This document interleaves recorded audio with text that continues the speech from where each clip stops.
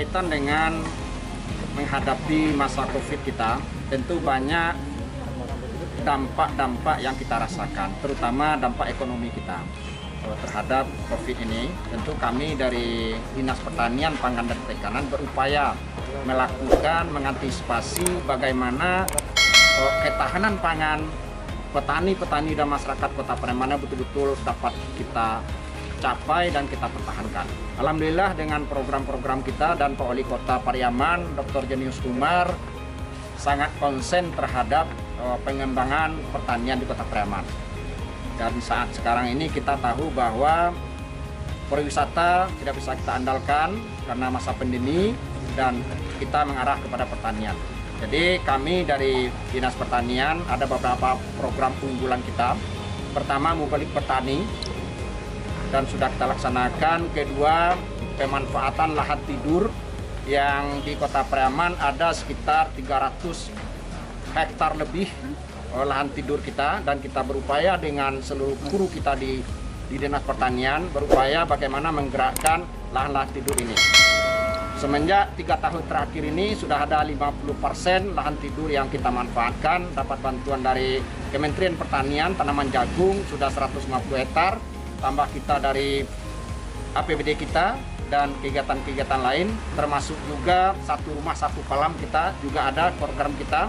Jadi kita data kolam-kolam kita yang ada di Kota Pariaman, baik lahan-lahan potensi untuk kolam dan lahan-lahan kolam-kolam kita yang terlantar yang selama ini tidak dimanfaatkan. Ini betul-betul kita isi, kita bantu bibit sama pakannya sehingga kita lakukan pemeliharaan, pembinaan dan pengawasan terhadap bantuan-bantuan yang kita berikan. Dan juga bantuan kegiatan-kegiatan pemanfaatan lahan perkarangan.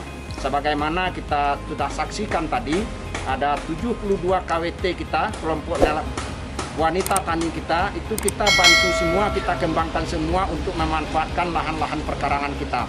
Baik itu sayuran, tanaman obat, dan konsumsi lainnya. Termasuk juga kita gerakkan itu kelompok-kelompok tani milenial kita. Nah, seperti yang di Desa Padang Biri-Biri ini, ada kelompok tani milenial agro kita. Semenjak bulan Maret kita lakukan pembinaan, alhamdulillah sudah berjalan dan hasilnya cukup maksimal. Dan kelompok agro milenial ini ada lahannya 4 hektar yang perlu kita manfaatkan. Jadi kami secara bertahap tetap melakukan pembinaan terhadap kelompok-kelompok tani milenial kita di Kota Pariaman, salah satunya di sini. Dan kita juga tekankan kepada para petani kita.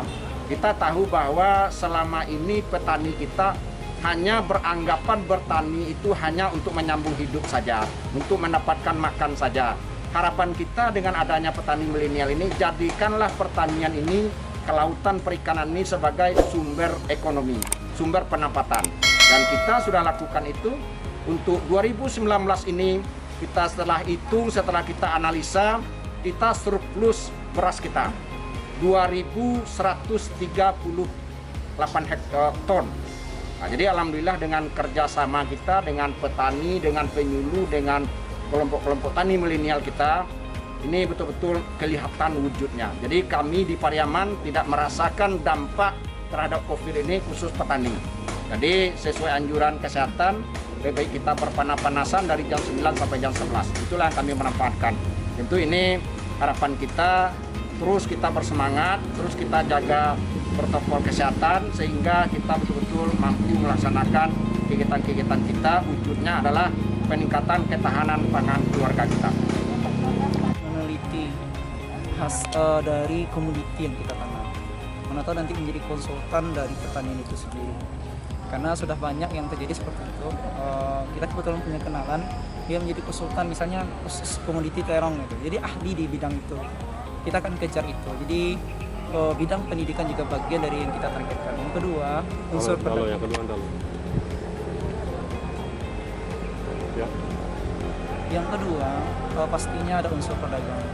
Kami selama bertani, ketika menjual terong ini, kita seperti kalau dibilang dipermainkan nggak cocok juga gitu. Tapi jangan sampai kita diolah oleh pedagang. Jadi pengennya ada asosiasi nanti, asosiasi milenial bertani ini. Jadi perdagangannya stabil gitu. kita bisa menaikkan harganya dengan berkumpulnya para petani milenial. Jadi perdagangan juga nanti sampai ke hasil olahan panen seperti yang sudah kita buat aneka makanan jagung, nanti juga terong bisa kita olah. Jadi ketika orang datang ke sini dia bisa membeli panen mentah, kemudian juga bisa membeli hasil olahan dari terong, dari jagung, dari bayam dan juga dari yang lainnya. Jadi ada unsur perdagangan. Yang ketiga, kami menargetkan di sini ada unsur agri-Quran. Jadi ada nuansa religiusnya. Jadi nuansa religius ini kita menargetkan bagaimana mungkin nggak kebayang ternyata tumbuhnya tanaman itu di jam-jam tahajud. Nah, kita kan nggak pernah terfikir kapan dia tumbuh, kapan dia keluar, dan kapan buah itu keluar gitu.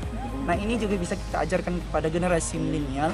Jadi nggak hanya sekedar memikirkan pupuk lalu dia tumbuh, nggak, ternyata ada keterlibatan Allah di situ.